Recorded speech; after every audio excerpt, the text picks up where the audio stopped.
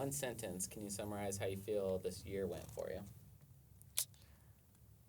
I think this year was really, really stressful. All right, and then is there any learnings from the season? It could be personal, it could be a team.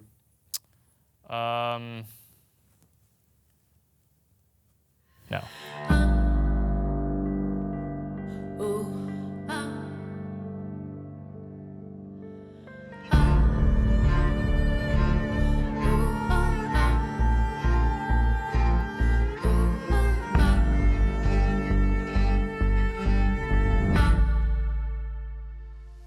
I think there was a lot of things that we improved on in our boot camp, but honestly, we kind of regressed in some of the things that we improved on as well.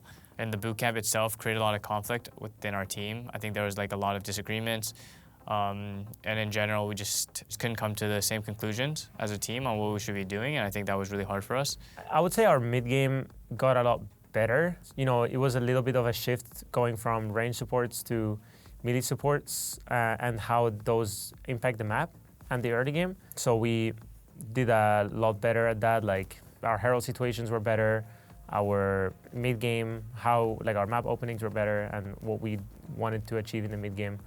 I generally felt a lot more consistent during practice and did get punished a lot in the first few weeks in Korea. So I feel like those were the biggest things that we worked on. The week before, all the teams started, you know, really connecting and practicing and getting their ideas straight. We actually felt pretty good. We felt like we had a good idea, but then the week before we started playing our matches, it felt like nothing was working. Once we got into the bootcamp hotel, it just felt we were losing every game in scrims and nothing really was giving us confidence going into stage. And then once the first few days of like stage games happened, and it just felt really chaotic because we were not really believing anymore in what we had fully prepped and what was right and what was wrong. So it got a little messy.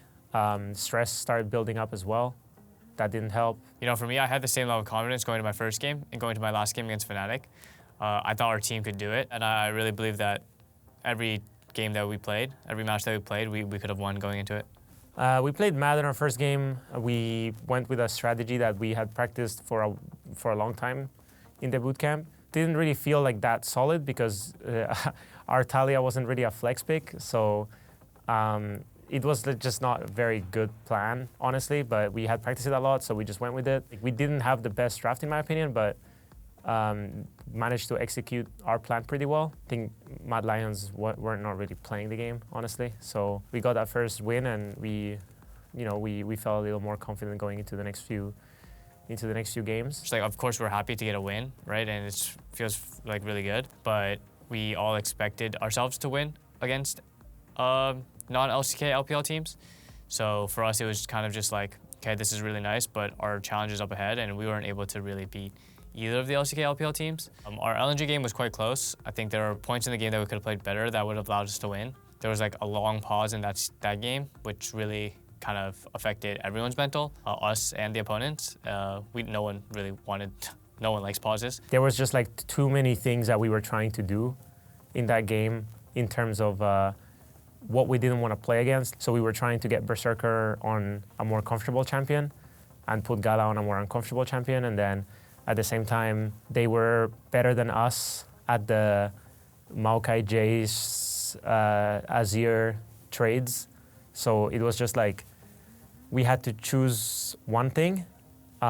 Nothing really felt right. We went with the getting Berserker in a comfortable position, but in the end, it just felt like they played better, and I think their draft was favored, so it was just tough. And then our T1 game wasn't close at all. We kind of got stomped. I think I played really poorly in that game specifically, and I think I costed my team that game. We basically got to practice the trade that we did against T1 for like a whole day with like 6 games straight.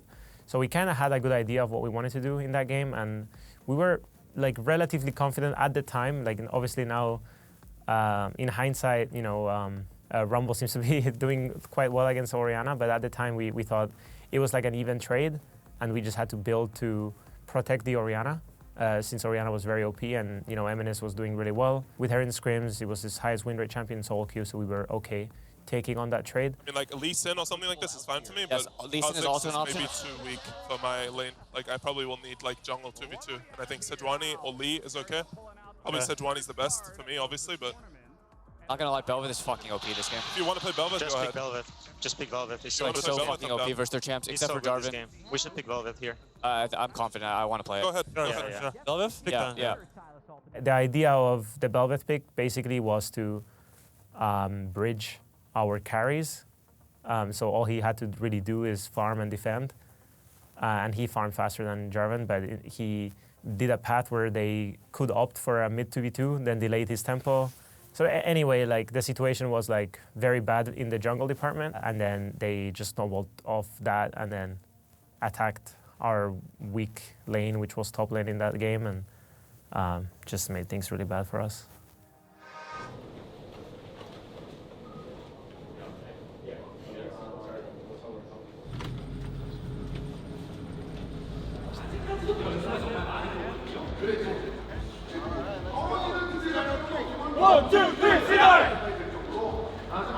I think game 1 against FNATIC, we had a hard time closing out the game because we 50-50'd a Baron for no reason.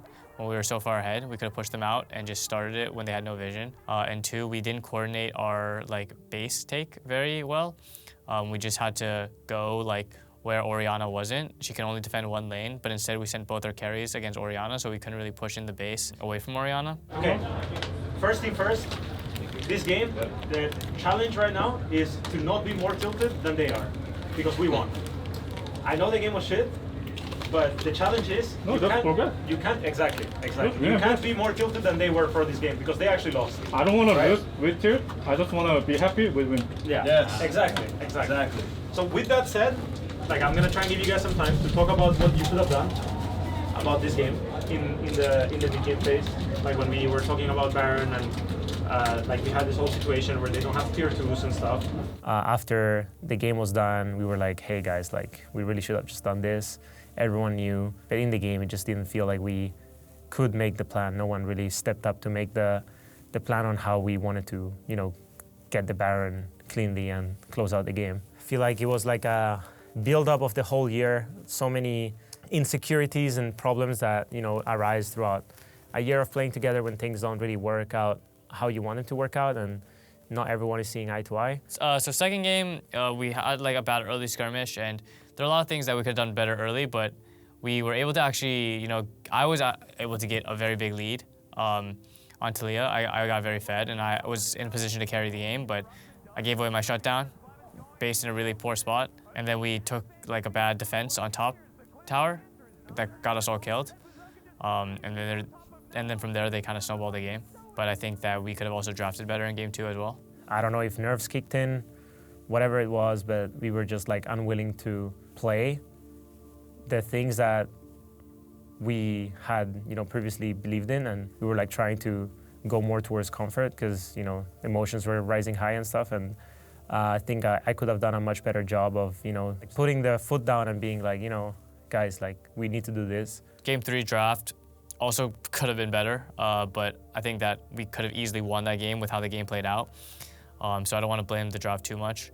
We had a lot of good picks, at least in top lane at the beginning, and then we got caught bot side 2 or 3 times, and it really snowballed the game, and even after that we could have won, but I felt like there was a little bit of tilting going on in that game potentially.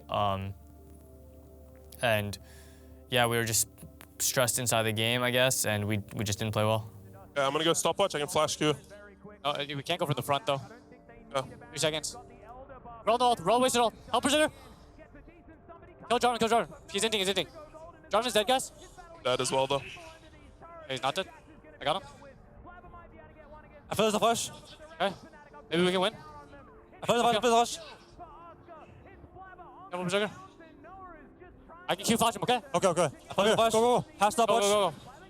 I'm ulting here, okay? Go. I'm ulting here. Hey, look. I'm gonna kill this guy, okay? Hey, just don't die, please. Oh my god.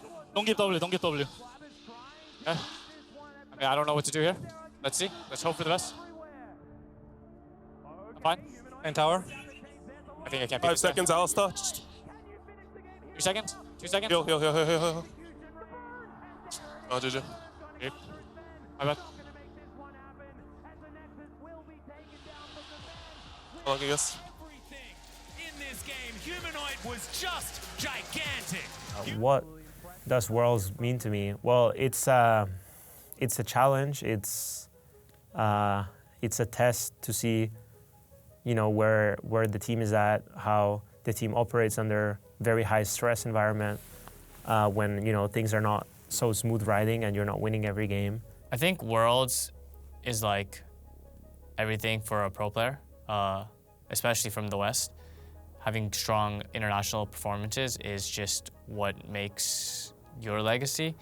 I think that for sure, like winning in your own region is important, and you know people really care about that. But I think that people will say like, you know, it's not achievable. You can't win Worlds. You can't do that. But it's just something I want, and I'm gonna work hard towards it. I'm really happy for Energy. I know a lot of those guys, and I'm happy that they did well. Palafox specifically, someone I've been rooting for since he was on C9 Academy, even from my scouting grounds days with him. And I'm glad he was able to make it to quarters. I will say they got very lucky, not having to beat a single Western team or Eastern team. But they did beat G2, so that wasn't luck. That was impressive. G2 did take down 2 Eastern teams, right? I'm really happy for them, and I think they do deserve it. I think that they were underrated the whole year, and they proved people wrong.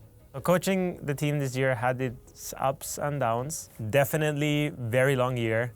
It was great. Like we won spring, we went to MSI.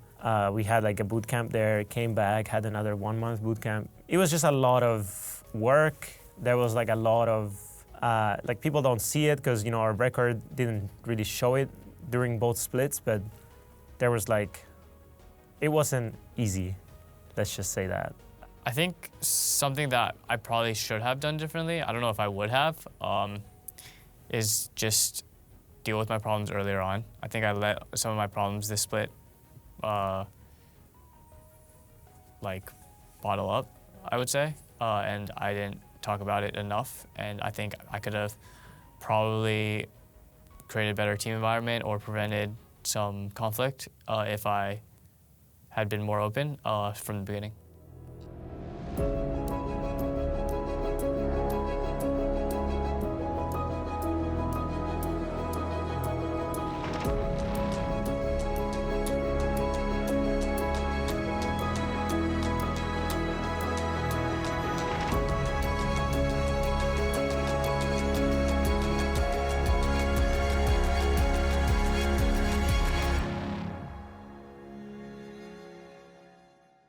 Jesper, I mean, you know, I'm obviously very biased. Like, we're good friends. We've been working together for many, many years now. You know, he's seen all sides of me. I've seen all sides of him.